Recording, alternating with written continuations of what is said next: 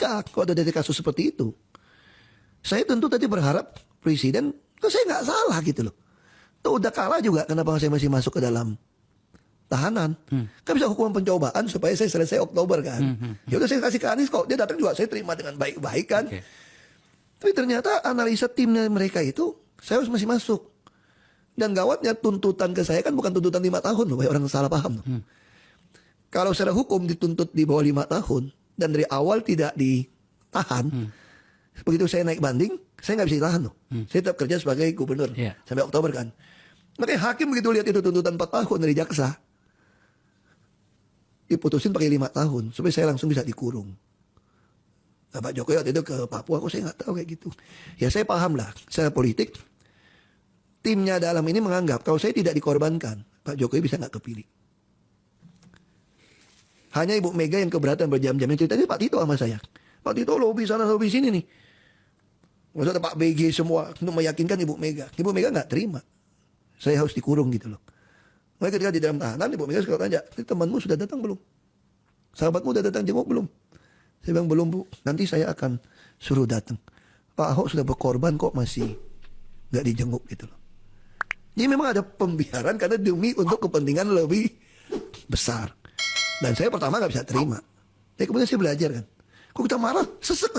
Ahok terang-terangan menuduh Presiden Joko Widodo ikut campur di dalam memenjarakannya. Dikarenakan kalau Ahok tidak dipenjara, maka Jokowi yang akan kalah di dalam Pilpres.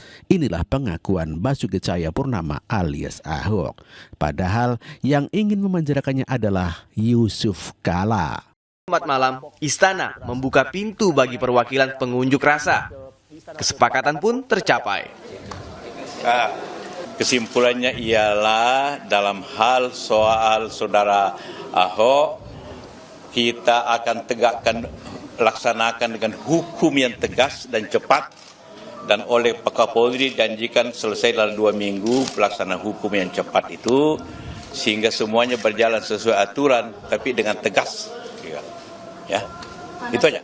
Bicara dengan Pak Presiden, Pak Wakil Presiden, tentu mewakili Presiden mudah-mudahan bahwa proses hukum akan diproses secepat-cepatnya. Ya. Dan tegas. Ya. Ya, itulah tadi pernyataan Wakil Presiden dan juga merupakan Bahtiar Nasir adalah merupakan perwakilan daripada pengunjuk rasa untuk penjarakan Ahok dikarenakan dengan tuduhan menista agama. Jadi jelas-jelas yang meminta untuk memenjarakan Ahok adalah Yusuf Kala dengan perwakilan pendemo 212. Jangan coba-coba untuk melindungi penista agama. Kalau Bapak Presiden melindungi penista agama, negara membiarkan penista agama, kami tidak segan-segan untuk datang lagi, merebut balai kota, bahkan kami akan kepung istana. Dan kalau masih tidak bisa juga, kami siap membuat suatu revolusi di negeri ini untuk merebut gedung DPR MPR, dan kami tidak menginginkan pemimpin yang melindungi penista agama. Sedangkan Presiden Joko Widodo mengatakan tidak akan intervensi masalah hukum dan tidak akan melindungi Basuki Cahayapurnama meskipun Ahok adalah Gubernur Jakarta. Presiden Joko Widodo mengatakan netral. Saya menegaskan tadi bahwa proses hukum terhadap Saudara Basuki Cahayapurnama akan dilakukan dengan tegas dan transparan, dan juga saya tekankan bahwa saya, sekali lagi ini juga perlu rakyat tahu, tidak akan melindungi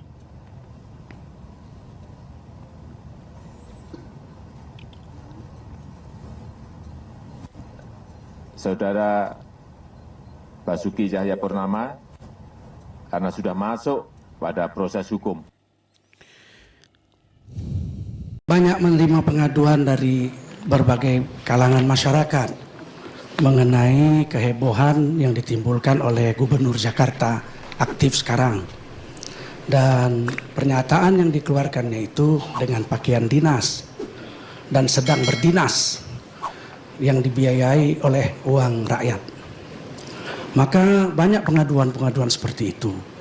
MUI salah satu tugasnya himayatul ummah, menjaga umat. Dari pemikiran sesat, dari pemikiran yang keliru, atau dari tuduhan-tuduhan orang anti-Islam, anti-agama yang ingin merusakkan agama Islam. Itu tugas utama salah satu daripada Majelis Ulama Indonesia. Nah, setelah banyak laporan kita pelajari, kita ambil bukti-bukti, komisi pengkajian mengkaji dengan seksama. Kemudian berikut dengan komisi fatwa. Baru tadi pagi jam 10 kami mulai rapat membahas bukti-bukti yang telah dikumpulkan oleh komisi pengkajian dan komisi fatwa. Komisi pengkajian melaporkan transkrip daripada ucapan Gubernur Jakarta itu. Saya ingin cerita ini supaya Bapak Ibu semangat. Jadi enggak usah pikiran, nanti kalau enggak kepilih pasti Ahok programnya bubar. Enggak, saya sampai Oktober 2017. Jadi jangan percaya sama orang. Kan bisa aja dalam hati kecil Bapak Ibu enggak bisa pilih saya, ya kan? Dibohongin pakai surat Al-Maidah 51. Macam-macam itu. Itu hak Bapak Ibu. Jadi Bapak Ibu perasaan nggak bisa pilih nih karena saya takut masuk neraka, dibodohin gitu ya. Nggak apa-apa, karena ini panggilan pribadi Bapak Ibu. Program ini jalan saja. Nah, kalimat ini ada dua yang disorot. Pertama, dibohongin pakai surat Al-Maidah 51. Kemudian dibodohin. Gitu ya. Jadi dibohongin dengan dibodohi. Kalau ini pakai kata pakai, ini ada dua makna. Dibunuh pakai pistol. Itu ada dua makna. Pertama, pistolnya itu alat membunuh. Dan ada pelaku yang menggunakan pistol itu untuk membunuh. Jadi dua. Alatnya memang alat pembunuh, pelakunya pembunuh, seorang pembunuh. Dibunuh pakai pisau, digorok pakai pisau. Pisaunya memang alat menggorok. Yang kedua, ada orang pelaku penggorokan itu. Jadi ada dua.